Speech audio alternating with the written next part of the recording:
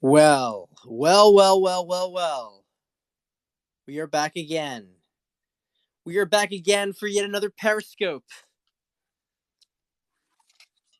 You guys, you know what day it is, right? You know what day it is? You know what day it is, right?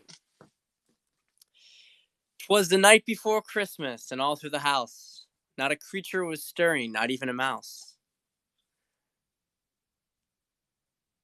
Christmas Eve, guys. It's Christmas Eve. It's the real Christmas Eve. Although Christmas is going to be a very interesting day. We might have a situation on Christmas where it looks like Santa Claus forgets to leave the presents. Santa Claus has to come back a week later to drop off the presents.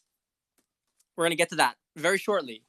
But we have to do the wine, okay? So we are on the last Periscope of table wine in Portugal. We've got Madeira after this, but we're doing Alentejo.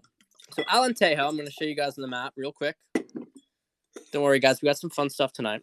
Alentejo, all right? Alentejo, right here in the southeast. So unlike all the areas that we've done up here so far, right? We did Dal yesterday. I unfortunately don't have any wine from the Lisbon area, although I have had it before. I have been to this part of Portugal. Okay, I have not been to the north. I've only been to this part, and I've driven through Alentejo. I didn't have a chance to stop at any vineyards. It wasn't really on the schedule. But I can kind of attest that the climate gets pretty hot down here compared to the north, where unless you're very very inland, like in the port country, it's much cooler.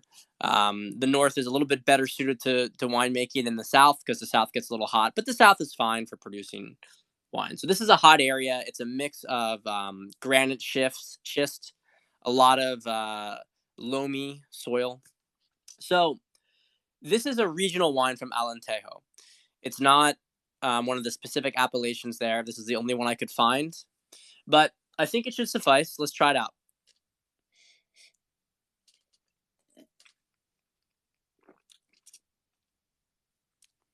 This is actually really nice. It doesn't quite go that far, but there's even some of the brightness that you get with white Burgundy.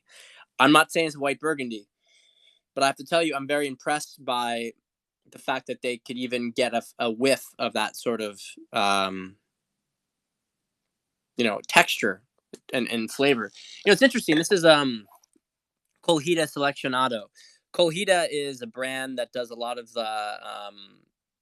does Madeira and other sort of fortified wines. So I don't know what the deal is here.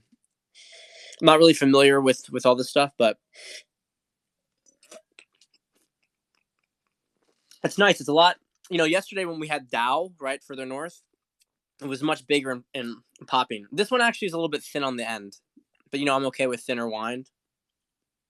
It's a little more refreshing. Let's try the red. Really big nose on this one. Really big nose. Really big nose. This is like Treixadera, most likely. What is it? This area is known mostly for like Treixadera. I think what else is? That's like a very regional kind of variety. Let me see here. Tempranillo as well. So this is like a lot of the Spanish grape as well. So let's see this. Ridiculously fruity. Oh my god. Just like super, super juicy. It's like biting into a fresh cherry. Nothing much else going on, but extremely good. So, big fan of this stuff. All right, guys. What I want to talk to you today is something very important. We talked about it a bit yesterday. I retweeted it. I retweeted Magenta's video. Really mirrored a lot of what we were talking about yesterday. So I want to go into this because I think it resonates. I told you guys about my conversation with Paul. I told you about my own sort of intuition, understanding, and look at this black shit I got on my hands, it's like ink or something. And I told you guys, well, I don't know. I'm telling you now about the Q stuff and about what's going to happen with the election. And now we have Magenta's channeled video, okay? And we are in a very, very serious situation here. So you guys know, okay, I'm all in, and I even still have a little bit more from that amount that's going in, Okay, it's not. Um, let's just say that there's a little bit of a lag time required to get that money in. I'm not pulling back because of this stuff. All right, I want to just help you to understand. I said this stuff mostly in regards to trolls, but as I understand, I've gotten a lot of messages today.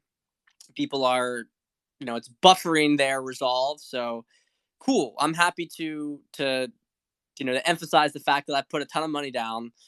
If it helps you to understand my certainty with this, I mean, I'm gonna be honest, guys. Like my sort of perception is if let's just say I was completely wrong. Let's say that the people I followed were completely wrong. Everything about it was completely wrong.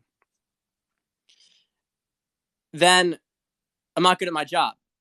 I'm not good at my job. I'm not good at seeing things, and I need to take a step back and use this as an extremely humbling experience to check myself on my perception of the world, because my perception of the world must be completely off. Now, my perception of the world has led to very, very good things to me. And I've seen people who have an alternative perception of the world lead to very, very bad things. Okay. And I'm speaking very 4D stuff here. Okay. The energy is not even, there's not even a question about it. Everybody who's energetically aligned, I try to retweet some of these people, like Sophia is wonderful.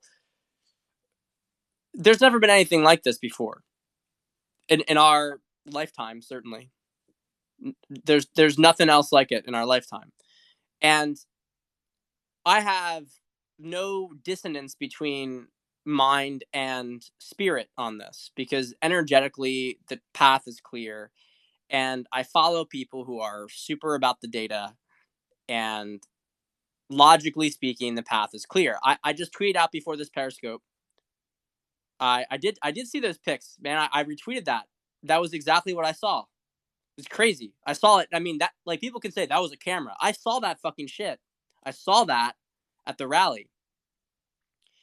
I mean, he was glowing, and you can see it that, yeah, there's a sun thing on him, but the way it reflects off of him, that's not like a normal thing. I mean, he has an incredibly strong field, and of course, he has an incredibly strong field. How is he doing the stuff he's doing to help? Is playing his role in the changing of consciousness. We're lucky to be around it. We're lucky to be exposed to the field. Look at what's happening to Europe right now. I'm serious. Like, most European countries are having forced quarantines and shutdowns. Shit, that Governor Whitmer in Michigan, which LOL, people thinking that Michigan's gonna go against Trump. You think people at Michigan hate her so much right now?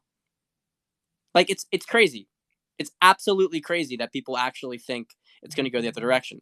So, point of all this stuff is that, yeah, I I see the data, and so I tweeted out before this Periscope. The energy indicates a complete landslide. The energy indicates like close to a 50 state landslide. That's what the energy indicates, okay? But the energy has to filter down to 3D. And so sometimes when you get an energetic reading, what you're getting the reading of where things are going rather than what's occurring at the moment. So I try to, when it comes to doing something that's like a real world prediction, like when I say, okay, 50 states are going to be pro Trump, that could be the case in a year, right? Because that's where the energy is moving. I'm going to talk about that hammer and scorecard election software in a second. The other thing, though, is that so you have this energy that indicates the direction, that indicates the flooding. Okay. In the short term, there's a lag. And so that's why I think it's important. And if you guys have noticed, I have dropped down a lot more into the 3D realm since the debate. Okay. I've dropped down the 3D realm. Why did I do that? Because I put in $100,000 in the fucking election. Why wouldn't I do it? Right. I'm doing it because I'm trying to brace onto the tactical situations that are occurring on the earth. And well, I could be kind of all about confident in the trajectory, and now I have to go down and I have to experience, okay, what is the poll saying? What does the data say? So I've been doing that. I've been doing that not just for you guys, I've been doing it for myself too, but that's what I've been doing. Okay. And I can tell you that the data supports, without question, a Trump win in 2016 states, plus New Hampshire, plus Nevada, plus Minnesota. And of course, I'm also including Maine's second district in that. So it's a 326 win. The energy supports that, and the energy supports it, and the data, I think, also supports popular vote win and taking of the House, and probably most of the Senate races that that are in those border states. I can talk about the Senate races. I can talk about all that 3D stuff with you. New Mexico GOP thinks that Trump's going to win that. Trump family tweeting about New Jersey. Okay, that stuff could happen. It could continue onward, but we just don't have the data to support it. Okay, so if you want to be conservative with your betting, if you or well, I don't want to say well, if you want to bet on things that have a greater than 50% chance of occurring, then you want to bet on the things I just said before. The other things are within the probability band, but they are not. I'm not going to bet on them. I'm just going to tell you, I'm not going to bet on them because I don't gamble. That's why I want to emphasize that. I've never gambled. You can ask Hut, right? You can ask Hut. You can ask Mark Bovair. You can ask Adam. I don't gamble. When I go out to casinos, I won't gamble. I don't feel comfortable throwing money away like that. I know people are good at it. If I felt like I understood it, I would put money down. So I know that this is technically gambling, but to me, it's not gambling. To me, it's I don't know if I told it on this Periscope before, but there's a I have this memory about 10 years ago when I was in Montreal and I climbed Mount Royal with some friends. And I gotta be honest, guys, we were high. I don't smoke weed. Probably that was one of the last times I smoked weed ever. It's about 10 years ago. But we were in Canada. You couldn't get in America at the time. And we hiked up this mountain and we were high. And at the top of the mountain, there was like a vending machine. It sounds like a ridiculous story. There was a vending machine. And we'd put our money in, and the money would just fall right back out when we put it in. But it would register on the machine that we had put money in. And so we would put money in, we press the button to get the ice cream, and all of our money came out. We got all this change, and we got the ice cream. Okay? And you were basically just making money and getting free ice cream. Can you imagine this as like a high to 20-year-old? It was pretty amazing. That's how I look at this election right now. So the reason I'm able to come up with this kind of cash is because I'm really throwing all in, because to me it's like it's going to come back to me. Now, I want to make this point. This is what we want to get to, the big piece here. They are going to, like, very, very high probability, they are going to lie about the election results. They're going to lie about them. Okay? I don't want you guys to be surprised on election night. I don't want you guys to be afraid. I don't want you guys to be afraid of it. I don't want you guys to be afraid on election night when the media starts saying that either that Biden won these states, or that Trump didn't win, or that they make up some stories about fraud, or they say that the votes aren't in yet. I don't want you guys to be afraid about this, because the victory is going to happen. Okay? But there's a very low probability that they are going to allow it to go this direction. It's a very, very low probability they're going to allow it to happen. Why would they have the ability to tell the entire public that Biden wins the election. And since they're all in the same group and they can't have Trump be president, and even if Biden doesn't become president, their big goal has been to create a civil war. Understanding the psychology of them and how they operate,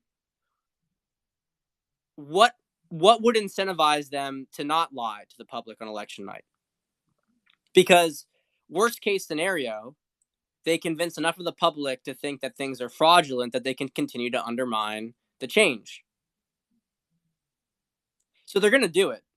The chances of them doing it, if they don't do it, we're on a very, very positive, we're on like the easiest timeline you can get. And we have a good timeline, but I, this is the highest probability. They're not going to give up without a fight. If they were going to give up, Biden would have dropped out already, honestly, because they know it's fucked. They know he's fucked. They know he's fucked. Okay? So they're going to do it. Don't be afraid of it. And guys, this is why, okay, people like freaking out. Barrett recused herself. Look, I've said this about Barrett. You know, wasn't my favorite person, although she's obviously of the light. You can tell that. She's obviously of the light.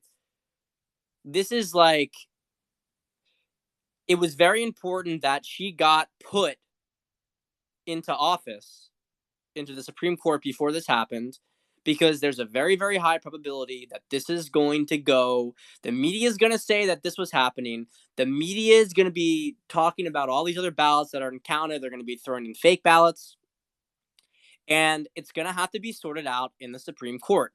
Now, guess what? Okay, Q mentioned this. I retweeted it before this so that you guys would have some background with it.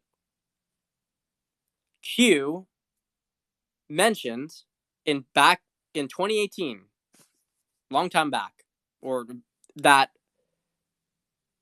they were basically going to be like ballots, paper ballots have identification codes on them.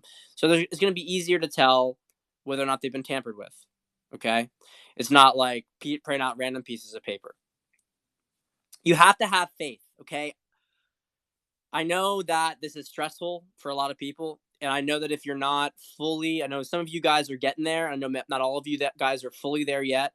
If you are plugged into the energy, you understand the trajectory, you understand what's going to occur, you understand a Trump win has become, at this point in the timeline, certainty, probabilistically. It has become a certainty that Trump will be, as we have gotten closer and closer to the election, the certainty of Trump winning has gone from 90% to 95% to 99%. And as we are on Christmas Eve, eve of the election, we are on a 99.999999999% chance of Trump winning the election. Okay.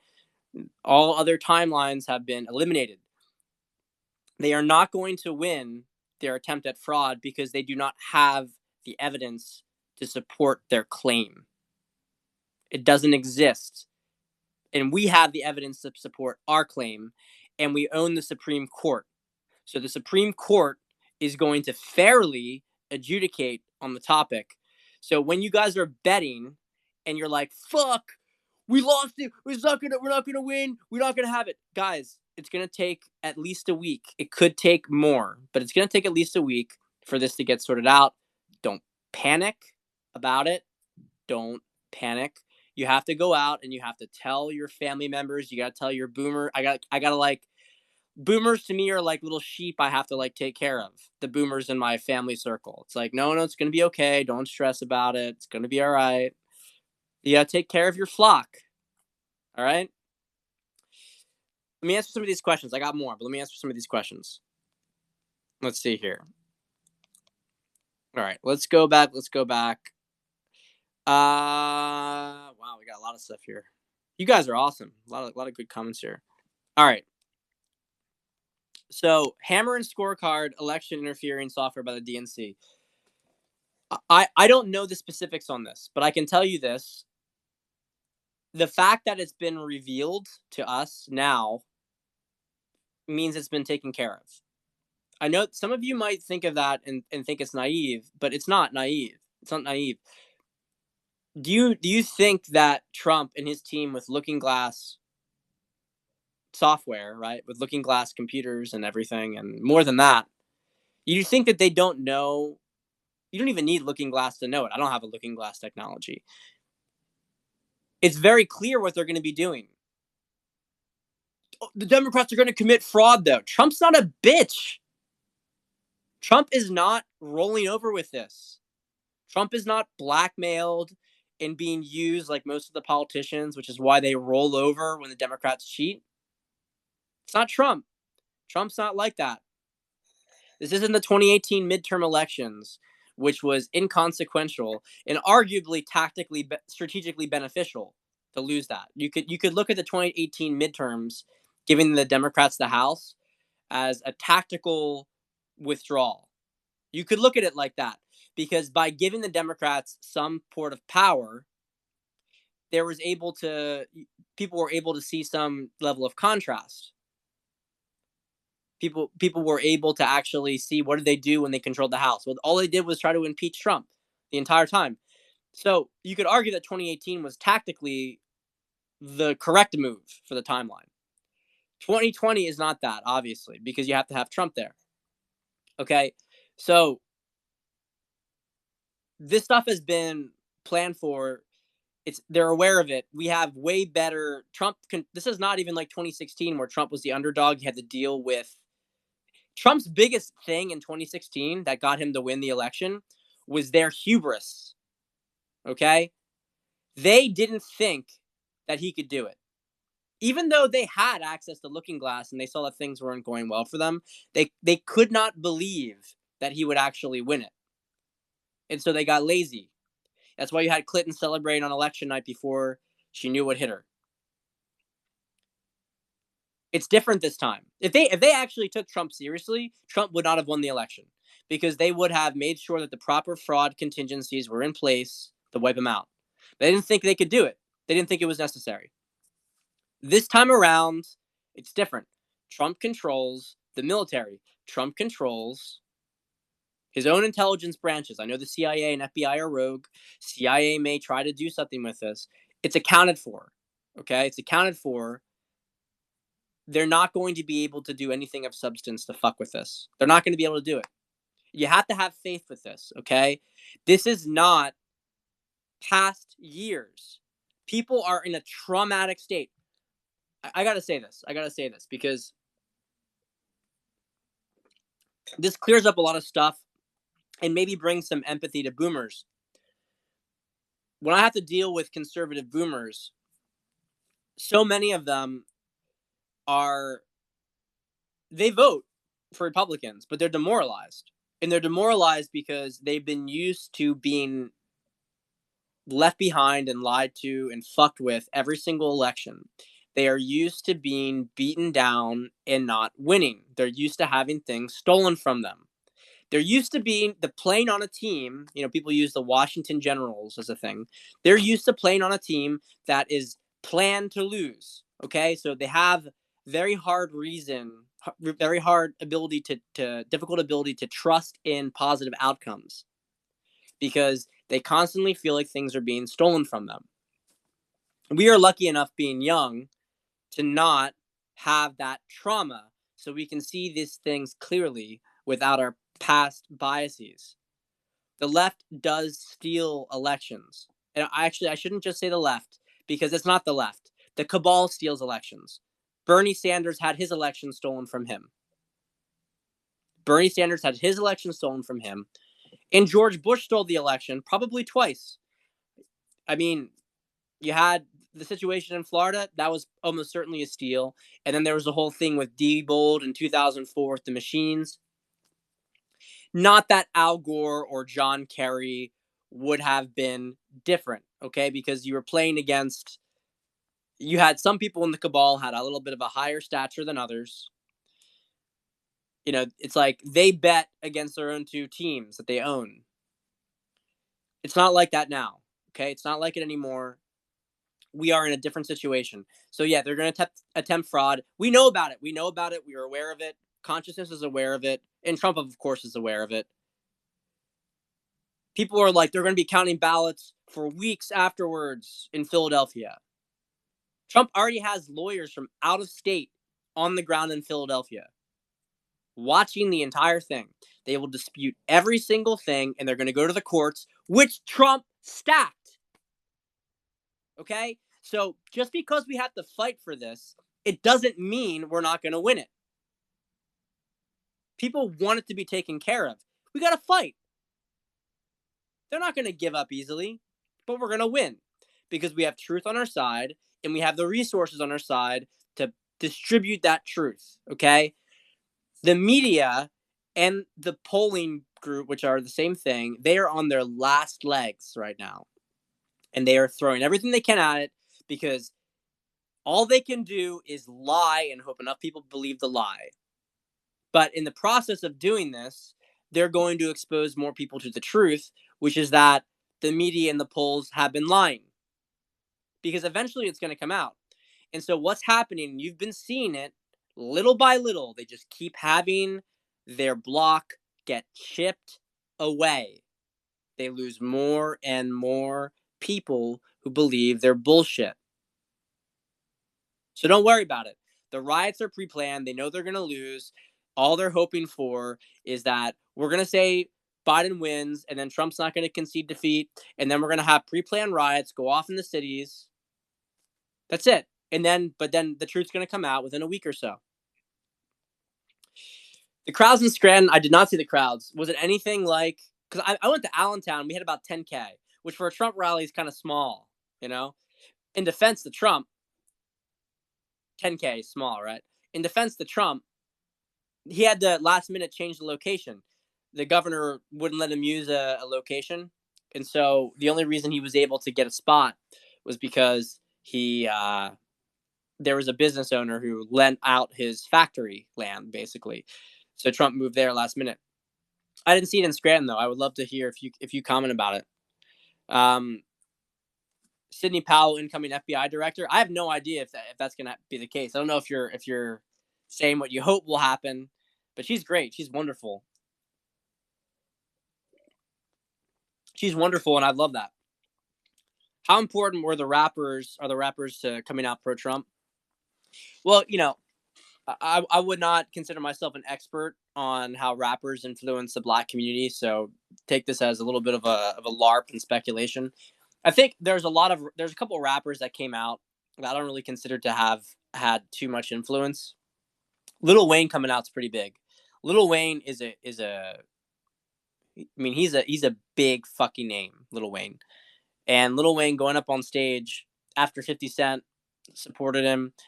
50 Cent's kind of more of like a strict businessman person at this point, so I could see that would make only a minor influence. But I think Lil Wayne is like, he stays out of politics completely. He's not super opinionated about these things.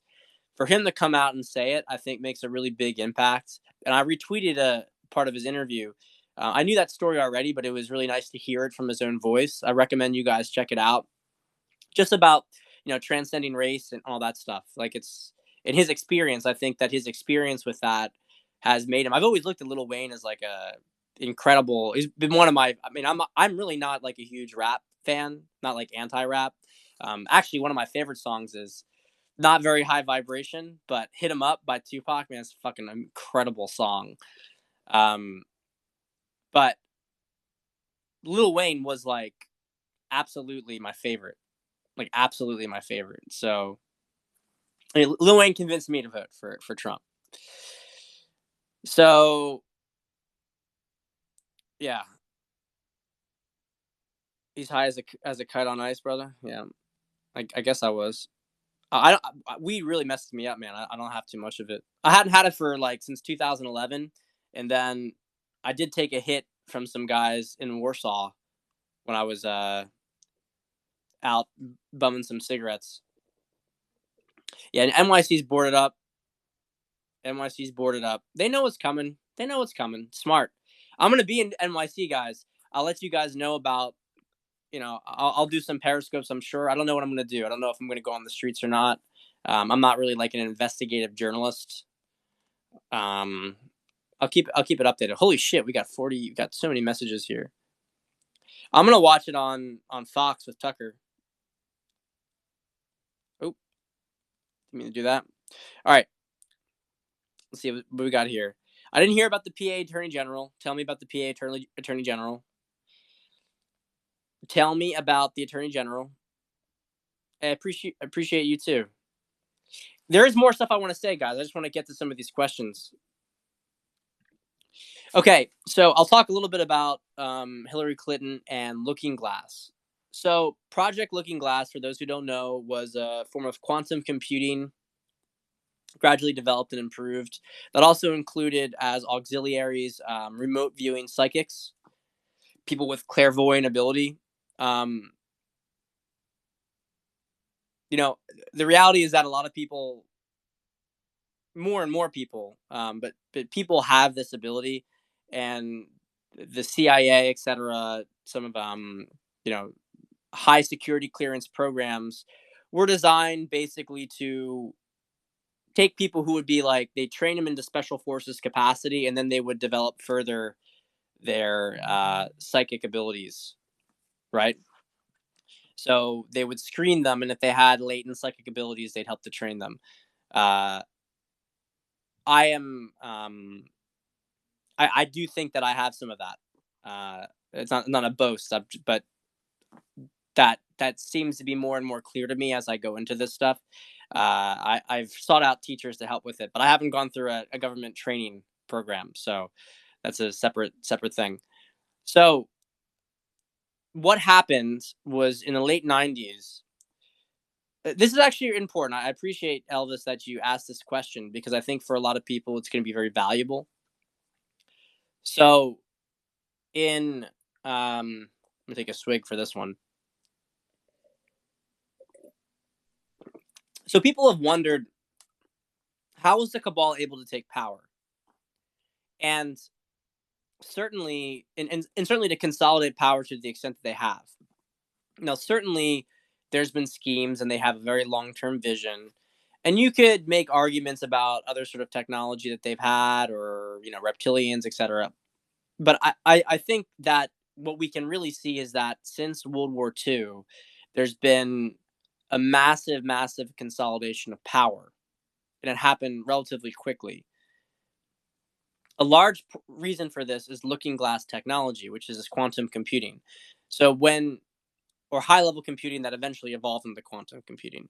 And so basically what looking glass technology does is it allows you to scan alternative timelines. First, the beta versions, the initial versions, allowed you to use computing power to determine maximal outcome in this timeline. And eventually that evolved into quantum computing, which was able to scan alternative timelines for proper courses of action. Okay. So that's like the equivalent of not only seeing all the possibilities in your current timeline, but you could see, well, this timeline where things went differently, what were all the possibilities there? And then the computer pulls it together and allows for other options within your current timeline.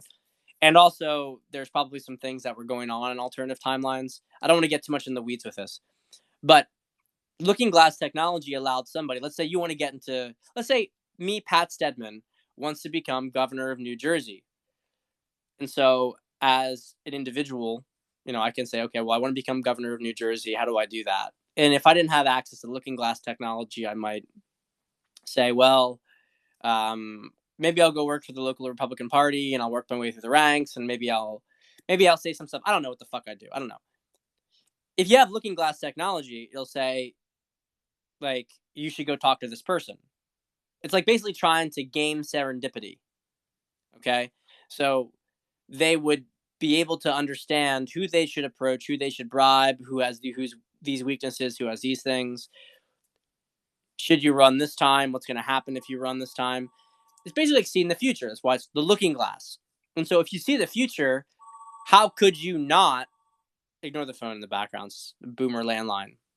If you can see the future, how could you not get to the positions you want to be in? I want to emphasize this. The cabal is not that big. It's not that big. Bap says it perfectly. He says 400 to 500 names. It literally is that. You look at it. Pelosi's son is banging underage girls with Hunter Biden. Okay? It's not a big group, guys. It's not a big group. But what they do is they blackmail people across the board. They blackmail people. And the people who are blackmailed are basically appear to be cabal because they do the cabal bidding. So they have people who they groom into their group, and they have people who they control. And looking glass technology having access to this, and of course, technology is only part of it. There's also the rituals, the satanic rituals, but we're talking about looking glass. This is this enabled them to gain power. So to answer the question directly, what happened was that in the late '90s, The Looking Glass said basically that they were fucked in 2012 onward.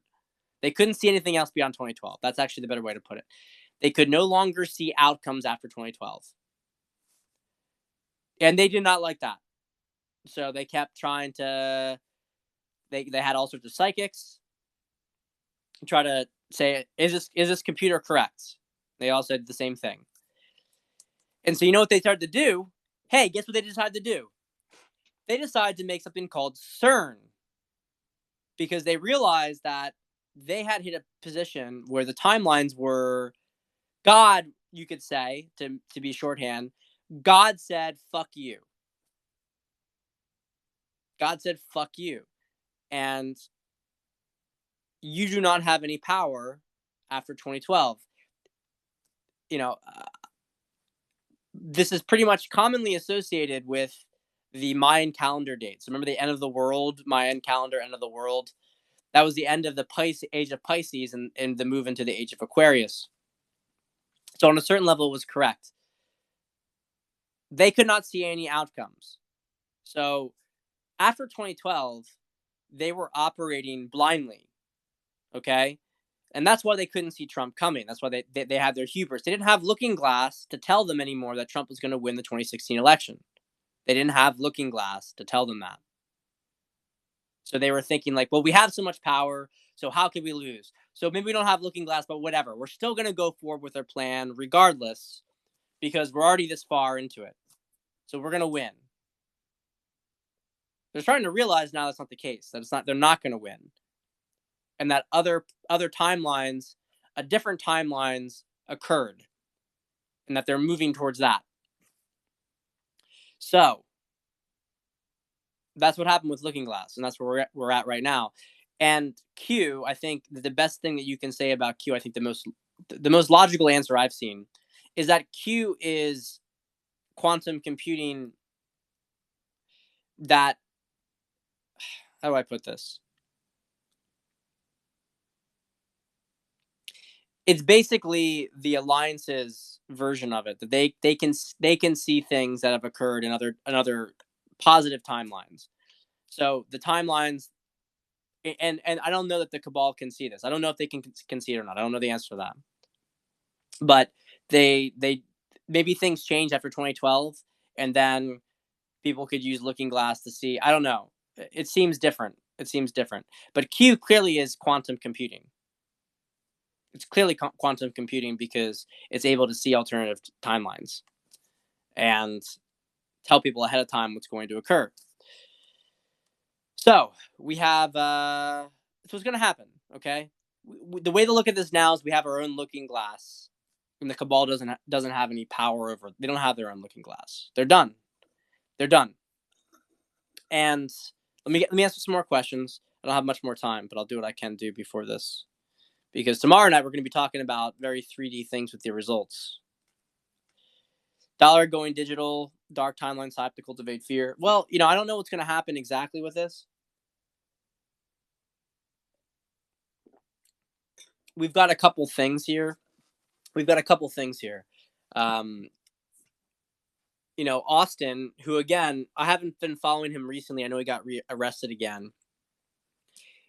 And I don't know if he's Q in a different timeline. He's not Q in this timeline, but I don't know if he's Q in a different timeline.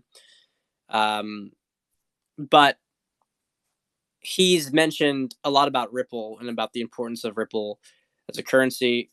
People I know in crypto have been skeptical about this, but I have to tell you guys, I listened to Austin back in March, and he talked about Ripple replacing Swift as international currency exchange, and that came out a couple weeks ago that's happening. So he's clearly in the know. I think he's worth listening to. This isn't the exact point here. I believe the dollar going digital. The thing is, the New World Order timeline and the Ascension timeline can look similar because they both involve in different ways in integrating of the Earth.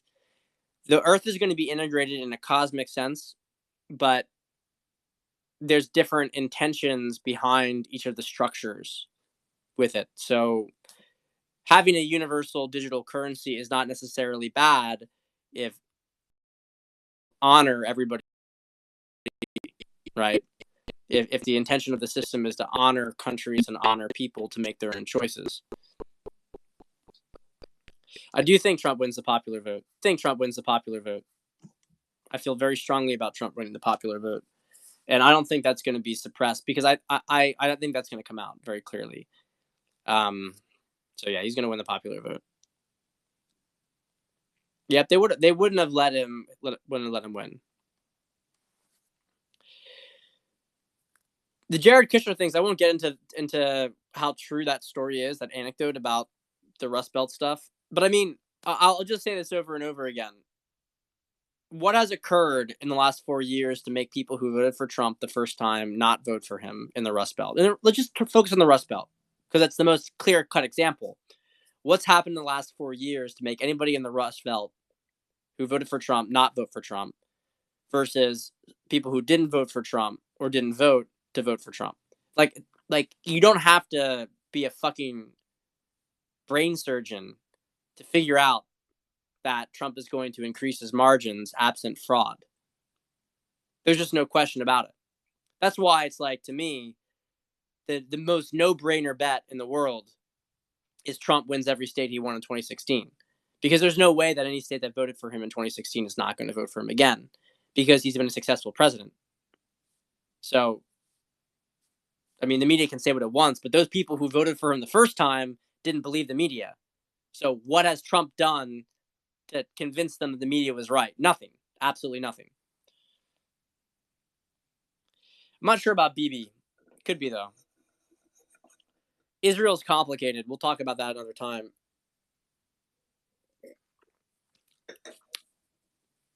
What are you looking forward for the most post-Trump win? What do you mean? You mean like what I'm going to do with the money? I'm going to invest it. I'm not going to. I'm not going to buy the Lambo, guys. You know what I'm going to do with the money I win? A portion of it's going to be set aside to finish the apartment, so my wife doesn't have to stress anymore about dealing with the vendors. Most of it is just going to be invested, and for myself, I might get myself a new computer. Um, but I think the main thing is I'm going to buy some really nice wine to put down in the cellar. Wine I would never dream of buying on my own. Maybe I'll even get a Rothschild. Who knows about that? Probably not. Or maybe would that be ironic? Maybe I'll do it. It's ironic, but I kind of told myself you have to give yourself when you do something big, when you have a big win, you have to give yourself something. You have to do it. Actually, energetically, you have to give yourself something because otherwise, you tell yourself you don't deserve to receive. So I do have to give myself something after the win, and it'll probably be some very fine wine. I'll probably spend um, $5,000 to $10,000 on really nice wine um, that I can put in a cellar for years to come. Because I would never dream of doing that, guys. I mean, I'm at the point where I'm happy to throw down $50 in the store for a bottle on a rare occasion. I don't get stressed about that.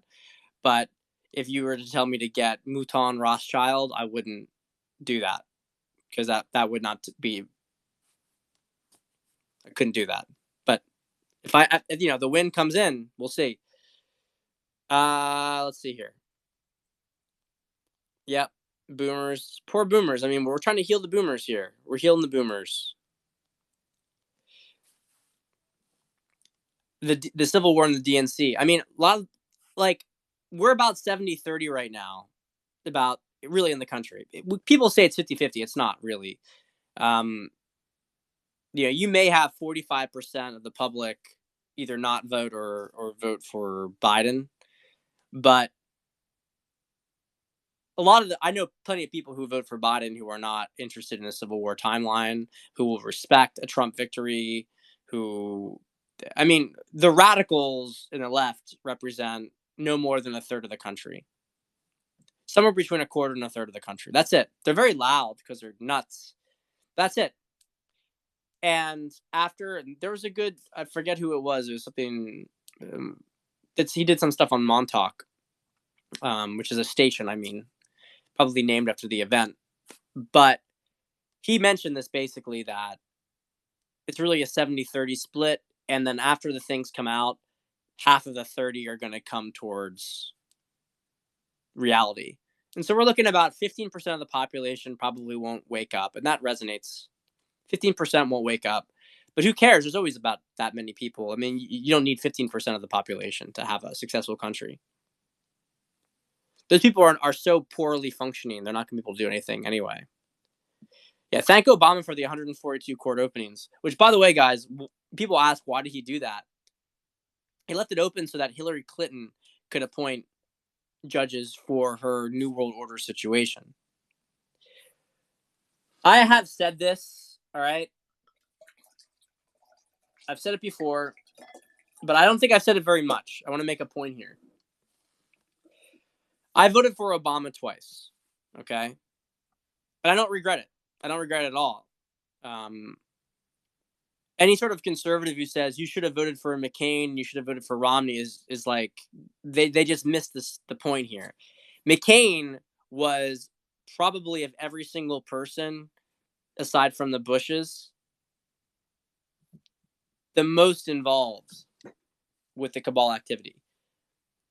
Bushes and Clintons, I mean, sorry. Let me be specific here. Bushes and Clintons. McCain was part of Deep Six. It was an undercover CIA assassination unit. Arizona was basically and credit to Austin Steinbart, he revealed a lot of these things, and he's correct about it. I've done some of my own searching. Not on Deep Six, because you can't get info on that, but everything else corroborates what he said. The border was particularly porous in Arizona as when John McCain was senator. And so all the human trafficking stuff, open border shit, all the wars. John McCain was an incredibly evil person, like incredibly evil person. And so from a timeline perspective, if you were going to choose between Obama and McCain, Obama was basically, he's a CIA stooge. Obama has been brought up within the CIA, and he's a bitch, and he's been used by them, and he just goes with it. And that's, you could say that some people, I don't say this is the stupidest thing to say, because it could be true maybe, but that he was co-opted early in his term. It's possible that the truth is somewhere in between, where he was a CIA, who's brought up in the CIA. Notice, for the record, guys, that people in Kenya hate Obama because they know the whole entire thing's bullshit. They know the entire thing's bullshit. So Obama goes through this entire thing, and how do I put this? Maybe he started to think that he could actually make some shifts. Maybe it was BS, the entire thing. Maybe he thought he could do some things. What's very clear, though, is that when Obama came into power, that the things that they wanted to implement, they implemented. He did, and he did not do anything for what he was elected for, right? Obamacare was the biggest sellout to the insurance companies that has ever been given to pharmaceuticals. It was like akin to Clinton repealing Glass-Steagall with financial institutions, allowing commercial banking and private banking to merge together, so that your private money could be used by banks for speculative investments. It's just like trade bubbles, et cetera, et cetera. Okay, we're going down a big rabbit hole here with this stuff, but point is that I actually believe that Obama, while of course completely complicit in the New World Order timeline, was not enthusiastic. He understood his role in the entire thing, but I think, frankly, he, maybe he liked Michael Michel. Maybe he liked Michael Michel. He didn't want to do too much. He knew his part. He had been groomed for his part. He played his part. But you can't say that Obama made things worse than McCain would have made. And you can't say that Obama made things worse than Romney would have made. I think with Romney and Obama, it was probably irrelevant. But with McCain, I'm quite happy. The energy in 2008 was 100% better going towards Obama. There's no question about that. It was better to go to Obama than it was to go to McCain. So I don't regret any of this stuff, but I do understand what it was and the context of what it was. Okay, we're past all that stuff. So I think he left those appointments open because I think maybe there was a deeper plan for it with the court, But I wouldn't be surprised if he just didn't himself want to be the one who pulled the trigger. He's like, you know what, you guys can do your things. I'm not gonna stop you, but like I don't want to pull the trigger, so I'll let Clinton do it. Clinton can do all the stuff she wants to do. I'll leave it open. I just don't detect enthusiasm on his part. All right, I'm gonna go really, really quick through these questions because I got 5 minute warning for dinner here. Look, guys, you want to do it, do it. Nate's quivering. Nate Silver's quivering because Nate Silver has. I believe this, guys. He's being paid. He's being paid at this point. He is probably the biggest. He's promoted as the polling genius, even though he's got the entire last election completely wrong. And he's smart enough. I have to say this about Nate. I mean, I know he's got his psychological issues. He's smart enough to know that he's full of shit, which is why he keeps trying to prevaricate. He's being told he has to say certain things. That's part of the deal he has. So, yeah, Nate Bronze. Thanks for the super heart. Yep. Let's see here. I'll keep you on. Yep. What brand of champagne on victory? Well, I directed a friend to get some Tatangier, which I have not tried, so I'm not recommending it. I just was curious what he was going to get. Um, I don't know. I don't know what I'm going to get. The truth is that I don't know if I'm going to be able to celebrate in that sense on election night. I'm going to be out election night, no question, and I'm going to be drinking. Uh, I've got a bottle of champagne downstairs, but it's my mom's, so I'd have to steal it from her to get it. I don't know if I'm gonna have time to pick up some of my own, but I got plenty to drink. I'm not worried about that. I will probably save the champagne for when the bets come through. Right, we're gonna save the champagne for that. Yeah. I don't know what if Kanye's only a net positive for Trump. I said this before. Black vote is down as much from Hillary to Obama as it is now from Biden to Hillary. So the black vote's down, and the black vote, uh, so percentage of black vote in the voting population is it's actually worse than that. The number of black people who have been voting, who are voting in this election, has gone down by the same margin as they went down between Obama and Hillary. On top of that, you have much more white rural turnout. And on top of that, you also have within the black population that is voting, Trump's probably doubling the amount from 2016. Um, Black men under 55, he's getting about 25% per good data. And that's not including the Lil Wayne effect. So that could have even a bigger impact. But overall, we're looking at Trump gained about 20% of the black vote overall in the country, which is like, it's double what he did in 2016. It's brutal. Virginia is theoretically in play because if that black vote jumped from 20 to 30%, then he'd win Virginia because Virginia has a very large African American population. So Kanye is either going to continue to decrease the black vote turnout in terms of people going to Kanye. Sorry, I don't mean to decrease the turnout. That voters who would go to Biden are going to go to Kanye, or they're going to go to Trump. I think a lot of them will probably go to Trump in the end, but it doesn't matter. It doesn't matter really. Kanye's biggest role is not simply just being an alternative for some people to go to. It's also that he's speaking to the truth on the same issues, just in the context of the black community. If you had 50 Cent Lil Wayne, you could have $1. Hey, watch out with that first pair of Vans, man. You know what Rivellino says. If you're wearing Vans, if she's wearing Vans, she wants anal. I don't know if that applies to guys, but I hope not. I'm just joking, man. I'm sure it doesn't. That's just a Rivellino meme. But I have to say, when it comes to girls, I have noticed that. I have noticed something with that with girls. I hate to give him. You know what? I love to give Rivellino credit, but it's a provocative statement. But when I heard it, I was like, God damn it, that's actually true. What a weird observation. Veuve Clicquot, my ex would bring a lot of Veuve Clicquot. I think it's overpriced though. It's a high brand recognition.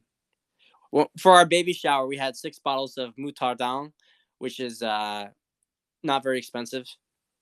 It's about $35 a bottle compared to like 50 plus for champagne. It was very good, but um, it was missing a little something that I look for in champagne. Predicted in the United States for betting. Okay, so PA Attorney General said if Trump wins PA, it won't be true. Yeah, so in addition to that, remember we had Pelosi said that as well, that they're going to announce Biden on election day as winning, regardless of whether he wins or not. Yeah, so it would because of fraud by Trump. They're gonna continue to project and say their own things, but they don't have the receipts. They don't have the receipts, right? They don't have the receipts. All right. Um, the guidance, the general guidance, is just to be positive. If there are family members who hate Trump and they want him to lose, I would just stay away from him. I would stay away from him. You could tell him today, but when it happens on election day, there's nothing you can do. I would just stay away from him. I intend to keep distance from all those people because I look at it as like it's a volcanic meltdown, and you just don't want to be on top of a volcano when it's erupting. So give them space, let them figure it out themselves. They can always ask you if they want to ask you. Um, let's see what else we got here. Yeah, I mean Trump is within one state of winning. Trump is winning right now. Or okay, Trump is within one state of winning, but there haven't been same day people voting. And Trump has, remember, 2 times as many super voters. Super voters are people who have voted in the last 4 elections. It's including midterms. They have voted in the last 4 elections. Okay, so what does that mean about a super voter? They're going to turn out, and we don't know how many other people besides super voters are going to turn out. We don't know how many. Okay, so Trump has 2 times as many super voters on average, depending on the state, as Biden, who are gonna there and super voters are gonna vote, and that means that you can expect Trump to get double the election day vote plus anybody else. Okay, and my guess is that you're gonna have somewhere between 2 out of 3, if not more, other election day voters are gonna go towards Trump too, which is why people are like New Jersey could be in play, Virginia could be in play, all that could be true. But we're just talking about super voters here, taking super voters into consideration. Yeah, Ripple is BS. See, there we go. Criminal people saying it. I don't know, guys. I don't know. I don't know. But I do know it's been announced for the Swift system, so I don't know what the series is. Austin wasn't the only one who said it. I mean, it's been announced publicly about Ripple being used for exactly what he said back in March. I don't know anything about crypto, so I'm not saying I. Tom Fitton is an American hero, and we're gonna make statues of Tom Fitton. They're gonna cost a lot because that guy's fucking huge, fucking jacked. But we're gonna pay the money for bronze statues of Tom Fitton. He has done so much to delay. I mean, honestly, it's like Tom Fitton has done everything he could through legal means to fuck up their plans over and over and over again. I love the guy. He is an American hero. I mean, honestly, he's an American hero, and he will be honored. There are a lot of people who are going to be honored because it's the second American Revolution, guys. We are in the second American Revolution. All right, I got to move through this. You guys have so many great questions. Biggest public meltdown. I think it's gonna be Nate Silver. To be honest, I think it's gonna be Nate Silver. Uh, I've had a lot of vivid dreams. I think I mentioned last night. I spoke with someone I knew who died about a year ago. Vegas Cecilia. I knew you're gonna do that, Romeo. I know you want the Vegas Cecilia. Women are taken over by Cabal energy because they have an issue with masculine energy. I'll talk about this later, but um, masculine energy has been pretty badly distorted, and a lot of guys have brought. I'm being real here. I'm not trying to be like explaining, like excusing it. A lot of women have serious trauma around men. Men have been a little slower in evolving because I think that they have more trauma from cabal activities. So women woke up before men to a higher consciousness. However, then they were subverted. And so that's the thing. There's always programs to pull them into one thing or another. The issue now is that you have women trying to tell men how to evolve, and women can't do that. Women can hold space in their own section, but only men can tell other men how to become men. So women have a lot of triggers around masculine energy, and that's a blockage for them. They're gonna have to get through, and the cabal hits that note very hard on them. Trump, I've said this before. Trump is masculine energy, and so people are triggered by Trump because they don't like masculine energy. And 50 years ago, no one would think much about Trump. I mean, they might not like his tone and the way he talks, but they would certainly have no issue with anything he was doing and the decisions he made. That would be normal because that society had a better relationship with masculine energy. Yeah, Tom Montauk, by the way, who is the person I was trying to mention before. Does Barry? I don't know. I hope Trump doesn't deport me.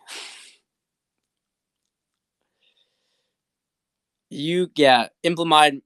Yeah, Biden nationwide mask mandates. It's not gonna happen, guys. All stuff is done. All stuff is done. Look, who will carry the mantle of the movement after Trump leaves? We will. We will. We will do that. All right. We'll talk more about this later. I'll see you guys.